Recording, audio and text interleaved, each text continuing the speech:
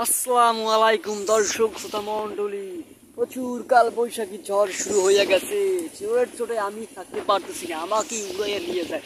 বুঝতে পারছেন আমি একটা মাছের উপর বসে আছি, সেই বাতাস ওই দেখেন কি পরিমাণ ধুলাবাড়ি উড়াই নিয়ে যেতেছে বাতাসে।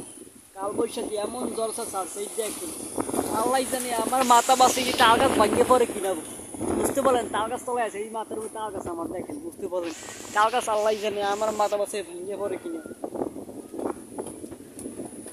ও বৃষ্টি শুরু হয়ে গেছে অসুস্থতা মন্ডলী, প্রচুর বৃষ্টিও শুরু হয়ে যেতেছে। বৃষ্টিও কাল বৈশাখী জ্বরের আবাস। বুঝতে হঠাৎ করে এই কি পরিমাণ রোদ্দুর আর গরম সকাল হইতে, যেই রোদ্দুর গরম শুরু হয় সকাল হইতে, তা এরকম থাকারই কথা।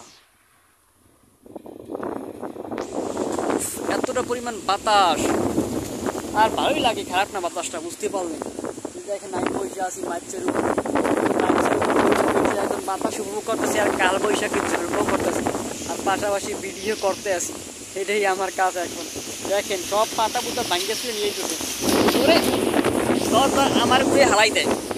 গেছিলাম পড়ি এইবারই। বুঝতে পারলেন এত বাতাস আইছে, সব বন্ধ বানাইছে, এত বাতাস। ধুলাবালিতে আসি বুঝলেন তো, কাল বৈশাখী জ্বর, এই রোদ্দুর এই বৃষ্টি, ধুলাবালি হয়ে যায় প্রচুর।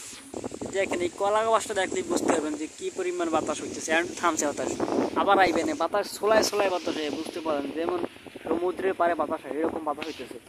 এর মধ্যে আর একটা কি জানেন, একটা মহিলা আইতেছে, এই যে দেখেন এই জলবনের মধ্যে বোরগাটা পড়িয়া বাড়ি করে কে জানে আল্লাহ জানে। এই জলবনটা আওয়া লাগে মহিলা, যদি এই মহিলার উড়ে লইয়ে যায় কেমন হইব। এই দেখেন এই আঙ্কেল গাছ কাটতে হেঁটে আছে।